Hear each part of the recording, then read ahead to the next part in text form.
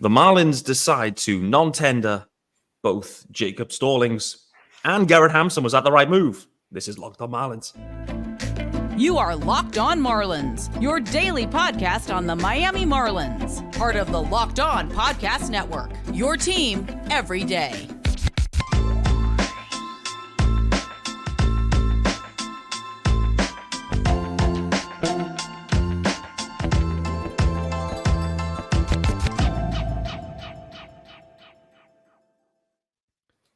Greetings from England. Welcome to Locked On Marlins. I've nearly swallowed a frog doing that introduction. I don't know what's going on. Oh, guys. Welcome to Locked On Marlins. I'm your host, of course, Peter Pratt. Hit me up on X, formerly known as Twitter, at Miami Marlins _UK. If you listen to the pod, of course, hit subscribe. It's your team every day. Thanks for making Locked On Marlins your first listen. There is a YouTube channel as well, guys. Make sure you hit subscribe over there also and join the comments in particular. It is Tuesday's episode, the 21st of November. The UK GOAT is in the house. Sean Barrett, how are we doing, brother? Doing well, Pete. Long time no see, it feels. Every time I miss a week, it does feel like a lengthy period, but it's good to be back, talk some baseball with you. A bit of news since we last spoke, so it should be fun. Yeah, 100%, mate. Yeah, it didn't get you on last week. Diaries couldn't align. I was too busy drinking wine. You were working hard. That says a lot about us and our personalities, I guess, or our after-work extravaganza at this point. Nevertheless, before we get into it, mate, and there's a lot to get into, there is, which is going to be fun. This episode is sponsored by FanDuel. You can make every moment more with FanDuel. Right now, new customers get $150 in bonus bets with any winning $5 moneyline bet. That's $150 if your team wins. Visit FanDuel.com/lockedon to get started. And Sean Barrett, where are we getting started today? We are going backwards in time a touch. Yes, this is Tuesday's episode, but we are talking the decisions that were made regarding the tender, non-tender deadline. And the Marlins, they have a sizable class in terms of guys that are arbitration eligible at this point, Sean. The biggest news, someone was reporting that the Marlins are going to extend Jacob Stallings. I don't know who was reporting that, but nevertheless, the biggest news, I don't know what was the biggest news here, but Jacob Stallings was non-tendered, as was Garrett Hampson. Let's start with Jacob Stallings, though, mate. He was the one that was due to earn the most sizable sum. The Marlins traded for him a couple of years back. In the end, in particularly last year, things definitely regressed pretty sizably for Stallings. So was this the right call? Let's start there. Was this the right call for the Marlins at this point? They don't have a ton of depth from a catching perspective at this point, but was this just down to a money situation, a performance, or both? I mean, technically it was both. I mean, if you want to look at the performance, I think obviously non-tendering Stallings was probably the easiest off-season decision that the Marlins will make on the field and off the field. And I think that is mostly performance. I think Stallings' performance at this point, that's a second year of negative WAR. We saw game in, game out, the sort of performance he was putting out there. It was almost a guaranteed out at certain points. And yeah, he was going to go into arbitration earning far too much money. We're talking sort of 3-4 million for a player of Stallings' quality at the moment. That's just not befitting, is it? So I think this was a real obvious option. He can catch and has two arms, so he'll find a job somewhere in baseball, whether that's at the major league level or not, who knows? But yeah, as far as earning money deep into arbitration, that's just not what he can justify. Seems a fair assessment.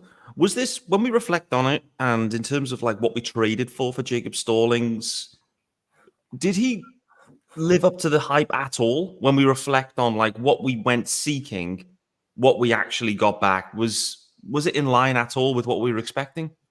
No, we got completely different Stallings, didn't we? He was a decent catcher, wasn't he? Before, in his years at Pittsburgh, we're talking, an 85-90 WRC plus catcher, which is pretty much average. I know 100 is average for a baseball player, but for catchers, it's a little bit less. But the one thing that we were sold was he was a defensive wizard. And if you look at the stats, in his years in Pittsburgh, he was a fantastic defensive catcher, and that's where his value came. That's what he was going to bring to the team. And ultimately, that just never materialized. You can kind of say that there was some value that he was Alcantara's starting catcher every game, and obviously what happened with him and his development, but I'd have to put 95% of that improvement on Sandy rather than Stallings. So at this point, especially with Sandy out next year, that was the one value that he had for the team. That's now gone. So yeah, it was an obvious move. How do you see things playing out at catcher more generally, and how do you think this impacts Nick Fortes?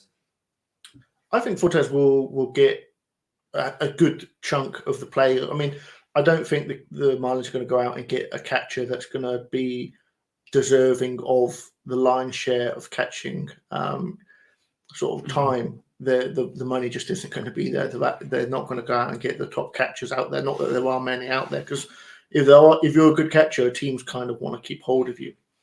But Fortes had a down year, but he's still young, and the Marlins may be going into next year as a slight rebuilding team, or a team waiting a year.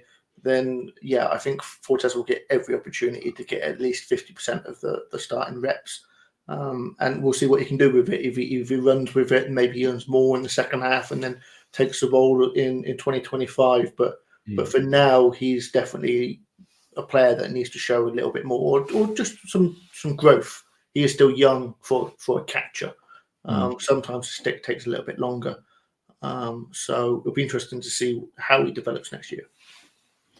Yeah, I think one thing for certain with Nick Fortes is the defense has really improved in year on year for Nick Fortes. And by the back end of last season, for me, the real standout in that wildcard series in many ways was Nick Fortes' defense, kind of trying to block all these spiked sliders from Jesus Luzardo. It was a little bit underrated because the Marlins were like pretty easily handled in that series and in that game. But, Fortes' defense was absolutely on point in one of the biggest spots in the season. So I'm interested to see what they do at catcher and whether Nick Fortes kind of steps up and is around. I feel like there were some murmurings after this decision that maybe the Marlins will just add a load of guys at catcher and bring him in and just see if anything sticks at all, which kind of feels like the Rays way in some ways. I feel like it's just, it's not going to be the big splashy deal, right? It's just going to be bring in a few guys that could stick and just see if anyone does and go from there, I guess. That seems like the ploy, maybe. So most likely Nick Fortes is going to be kind of taking, 60% of the starts, do you think, heading into next year? Yeah, I mean, if they go with that option, going multiple catching options and seeing if one stick kind of makes me feel like a couple of years ago before with the Adam Duvall trade and all those depth catchers that I've now forgotten the names of because, quite frankly, it's good for my sanity. I know. What was the guy they got who started on opening day? Peyton Henry, was that his name? Peyton Henry, yeah, that's it. Peyton Henry, Alex Jackson was in there. That's the one, isn't it? That's the one I really don't have to man. remember. Yeah, that was it. There were some dark days. I mean, that's to your point though. That's pretty much what the Marlins were doing. I mean, that was the world we lived in then, right? Where they were shooting darts, trying to get any amount of catcher that could deliver any side of upside. In the end, they went, this isn't sustainable. Let's go and get a dependable defensive dude in Jacob Stallings, which, to your point, is why they traded for Stallings. Unfortunately, his defense went backwards, as did his stick. Both of them went backwards, so that wasn't really optimal. But I do wonder if they go in a similar spot, mate, really, and just prioritize defense and just, don't really worry about the stick. You got Fortes as well. Offensive catchers, they're either hard to find or they're very expensive to acquire or trade. And, I just don't think that exists right now for the Marlins. So I think it's just going to be, it's going to be an area where there's just a lack of offensive production. But I think if the defense is there, I think I'm really interested to see, do they try to find a guy that can actually throw out some runners? Like, I must say, controlling the running game was just shocking for the Marlins, to be honest with you. And I do wonder if they just, these guys with these power arms, maybe they try to go in that direction in some sort of way. I don't really know who those names would be, but it was a clear deficiency from my perspective watching it. It felt like a runner could steal any base from the Marlins at any moment and they could do nothing to stop it. And it hurt them in big games, I felt. So I don't know. Could they go in that kind of direction and prioritize like a cannon arm behind the dish potentially? I mean, that's something you'd hope that they'd look at. Now that we're looking at a team, hopefully, that's going to go in with a more sabermetric view of baseball and trying to find value in areas where necessarily the financials don't respond to that. So, yeah, as you said, the Marlins aren't going to go and get a power hitting or good hitting catcher because, as you said, they're very expensive and also super rare. There obviously isn't anything in the system at the moment like that. And if you try and draft and develop one of those, you need to develop them. So that's another interesting thing. Yeah, going out and getting a guy that can just do the basics, can call a good game, can steal a strike or two with the glove, and can throw out catches. Maybe that sometimes doesn't translate directly into sort of the money that they receive through arbitration or through free agency because they're hard to justify. Because as advanced as baseball is, they're still trying to avoid using that in those arbitration cases. They want to keep it quite steady because obviously the league and the team's purview is to try and keep things cheap or as cheap as possible. So yeah, that is something that Bendix can do is come in and say, look, these are areas that will keep a player cheaper. You know, that sabermetric kind of view. And yeah, that could be what we see. We'll see some catches coming in that maybe we look at on the stats page or at least the first page of FanGraphs and go, why are they interested in him? And then it would only be after we see them play or you dig a little bit deeper that you realize that's the value that they're bringing. Yeah, that's the most likely approach. I think when I look ahead to the catching situation and the Marlins fans on X talking about it, what I would say is prepare to be extremely underwhelmed by how this catching position is addressed this offseason. I feel like they're going to take some shots on some guys, and it's going to be names that are not going to be exciting at all. But what I would say is it really doesn't matter because anyone else that's there will probably be at least on par, if not an upgrade from what Jacob Stallings delivered for the Marlins. And so is that something to be optimistic about? I'm not sure it is, but I'm expecting a degree of underwhelm, but I'm expecting them to invest in other areas and prioritize other areas. And I think catcher will be one where maybe they go more dependable, low sex appeal, but maybe more effective, and maybe a type of guy that can control the running game in a way that they just weren't able to do last year. With that being said, let's talk about our good friends over at FanDuel. When we get back from that, we're also going to talk about the news that Garrett Hampson was DFA'd and the impact that has on the roster. And there were some connecting points there. So we're talking about Garrett Hampson. Equally want to talk about the pitching market, how that's shaping up. And one of the names that's sticking out to me is Brandon Woodruff. So we're going to talk about that as well. But before we do that, this episode is brought to you by FanDuel. Score easy this NFL season with FanDuel, America's #1 sportsbook. Right now, new customers get $150 in bonus bets with any winning $5 moneyline bet. That's $150 if your team wins. If you've been thinking about FanDuel, there's no better time to get in on the action.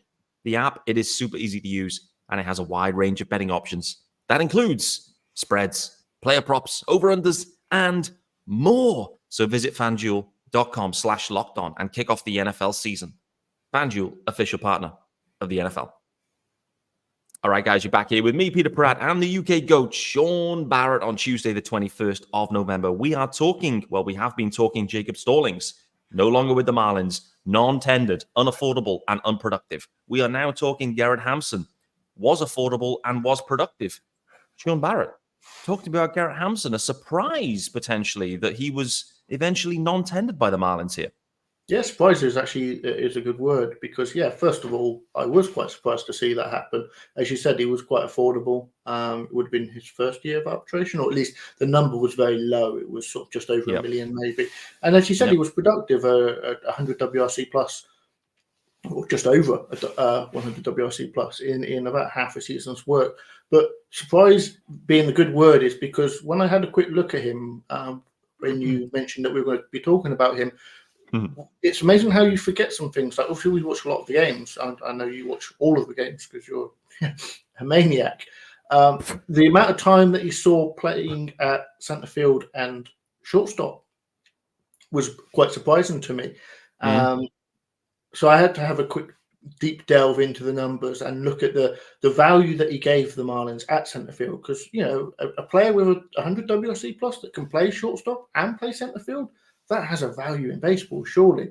And then lo and behold, one number really did stick out at me, and that was a negative 35.9 UCR divided by 150, which is basically a very nerdy stat that tells you how much zone rating, how much depth they've got in the field, how often they get the harder balls and how hard they get the mid-tier balls and how often they get the easy ones. That is a big negative number, a very big number. So I went straight to MLB leaders, and lo and behold, for players that got as much playing time as him, he was the worst in baseball. So that kind of answers my question of why did they get rid of a player that can play centre field who had decent hitting stats? The reason is because he can't actually play centre field. He just was playing at centre field. So there you go. That kind of answered the question a little bit to me. I'm still a little bit surprised, but the problem with him and then you've got Bertie, and then obviously there was a trade this week where the Marlins brought in a similarly sort of caliber player, and you can have, it's a bit like quarterbacks, isn't it? If you have 7 quarterbacks, you haven't got one. If you've got 7 like middle infield bench guys that can play every position, you haven't really got one decent player there, have you? So you can only keep so many of them on the roster. So I think Hampson ultimately was just a casualty of being a mid-tier player when the Marlins have far too many of them, and Bertie obviously bringing that speed that Hampson hasn't got. Because actually, if you look at Hampson's profile, the lack of speed, the lack of power, it's not exactly that inspiring. So ultimately, I think he had a good year, and I think he's still a good major league player. He'll be one of those players that locks onto a team, goes into spring, and probably earns a opening day roster spot in my eyes, because the value that he brings to a team, he'll find his way onto a 26-man roster, I'm sure. Whether or not that's at the same price that the Marlins would have had to pay in arbitration is another matter. So I think, again, this is a case that the Marlins probably looked at his play and what they were going to get from him and thought maybe we can get that at the minimum somewhere. Yeah. It's a really great point, Sean, the fact that, you summed it up perfectly. He was playing center field, but he was terrible in center field, seemingly. Just because you stand there doesn't mean you're any good at it. I can testify to that.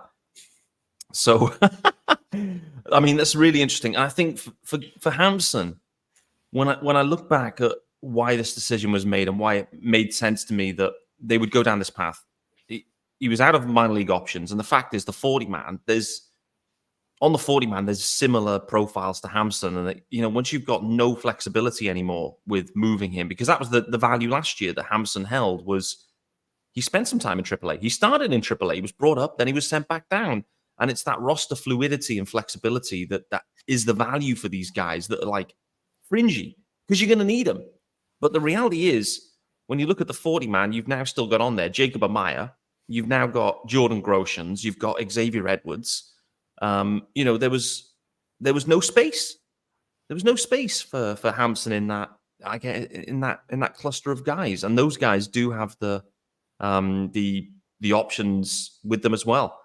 I guess you then kind of layer into that guy they traded for as well in Vidal Brujan. We'll talk about him in tomorrow's episode. Actually, it's going to be tomorrow's. We don't have time for it today, but we'll be digging into that. And that was, again, another util guy that I think actually profiles really nicely at shortstop. The arm looks wild. Again, not to tease too heavily into that, but I could see why they made this call. Hampson, in reality, had a career year in 23.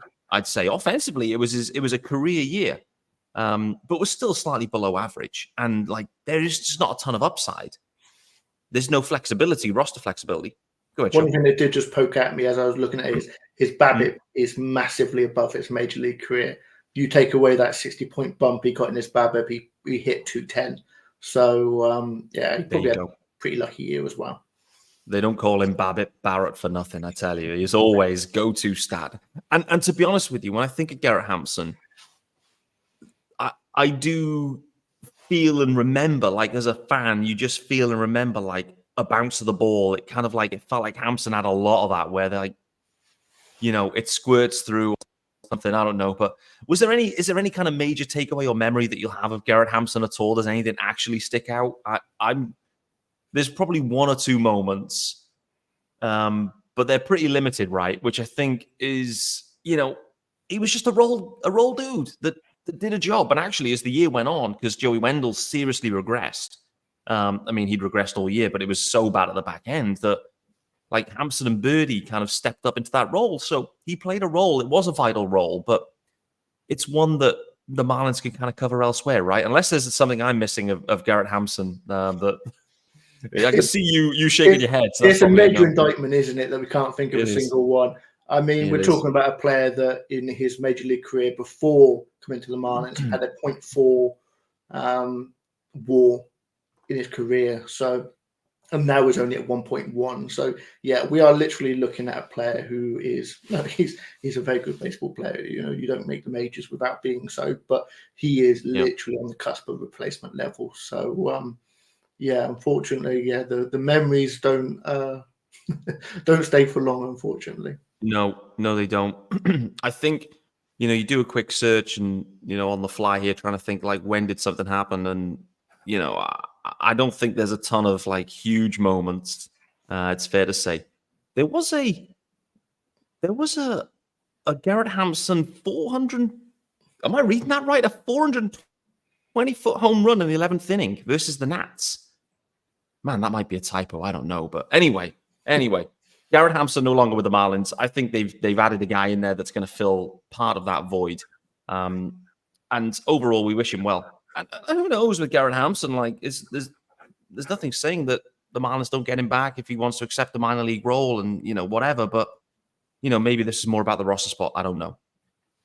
Sean, I did want to talk about the pitching market as well because it's starting to heat up, which I think is interesting. Aaron Nola was like the big name off the board, re-signing with the Phils.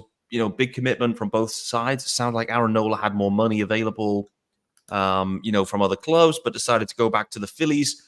Why that's interesting to me is just thinking about the Jorge Soler situation, where Soler, he's still in the Miami region, in the Miami area. He was at the Dolphins game yesterday with Jazz, and I don't think they actually traveled together, but they were just maybe coincidentally there. So it's kind of made me think about Jorge Soler, actually, that Aaron Nola situation where, like, would he want to just commit to the Marlins for less money, or is like Soler going to be thinking about the big time payoff? I don't know. I mean, Phillies and the Phillies sports vibe and whatever, Trey Turner went there for less money. Nola's staying for less. Maybe Bryce Harper went for less money.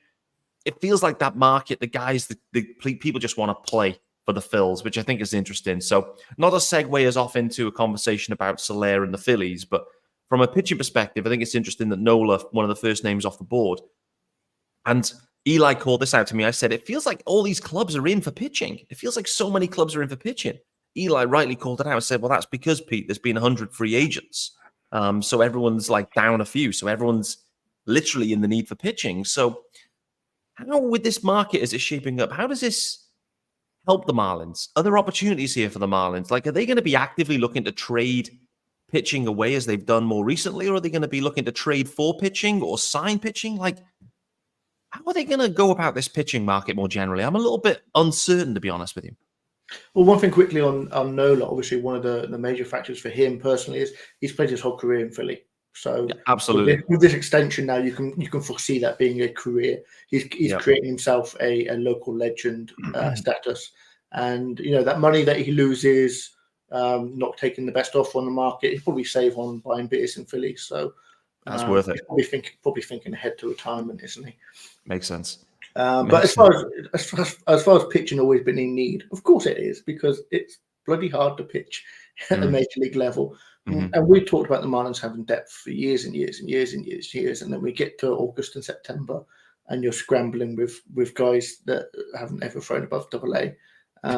So yeah, it is a challenge. I think it will depend on how the team want to go over the next couple of years, because obviously there's a lot of pitching that they've got at the moment. But if they're not looking to compete this year, do they want to, I always concern myself with trading pitching. Like, obviously the Pablo for Arias trade worked out perfectly for both teams. But hell, if I wouldn't have liked Pablo late in the season last year, especially with the year he had, but not at the cost of Arias. Of course, you can't, but you can't have both, obviously.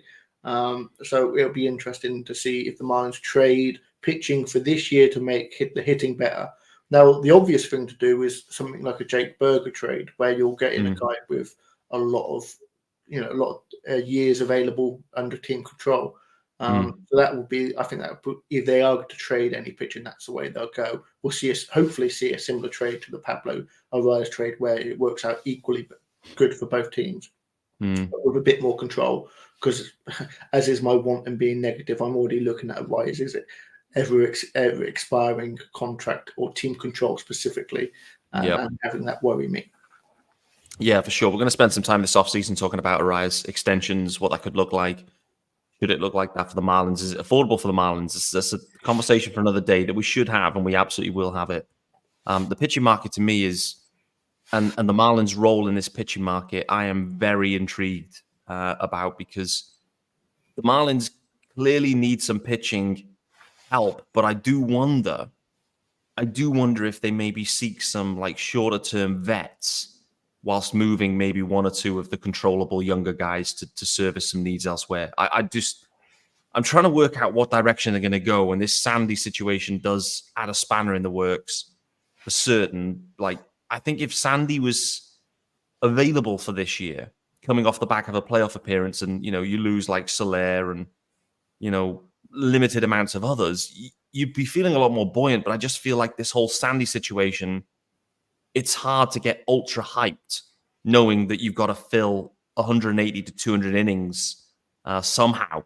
And I know Trevor Rogers could be back, and I know Max Meyer could be back, and I know I'm joking, no, Sixto Sanchez won't be back, but it's just trying to work out where you go.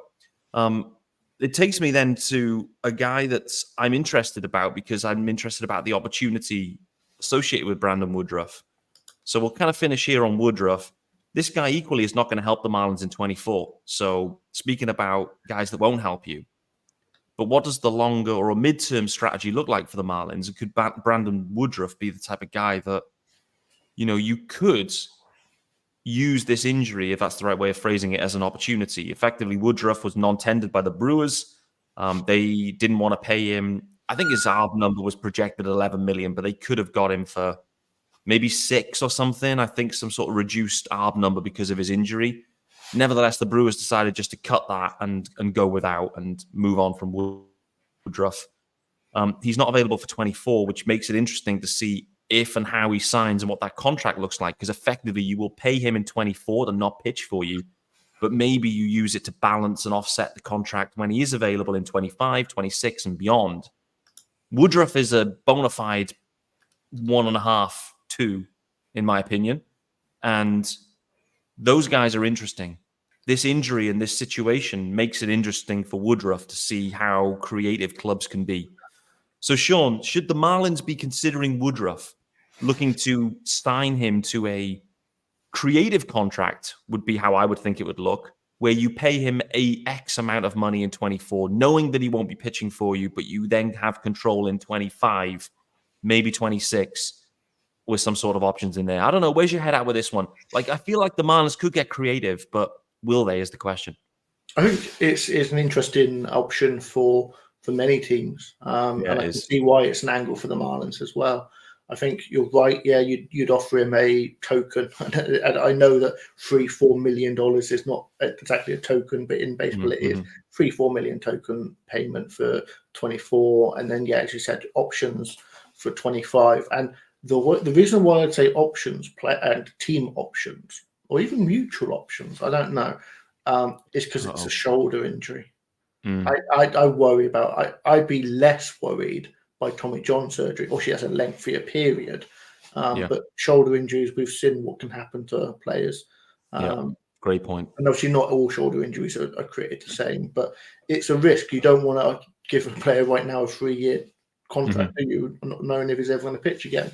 I think it's an interesting way for the Marlins to go because specifically, you're paying a couple of million this year in a year where maybe you're not competing, or maybe you are. Who knows? We've got a long off season to go, but if you're doing that to try and get a couple of cheaper years afterwards, that sounds like a Marlins. It sounds like a great way of playing baseball, doesn't it? That idea of trying to pay a little bit of money up front to save money on the back end when you're actually getting performance from them. So it'll be interesting. I also wouldn't be overly surprised if Woodruff waited till he was healthy. Why take a contract now when I'm at my lowest? Yeah.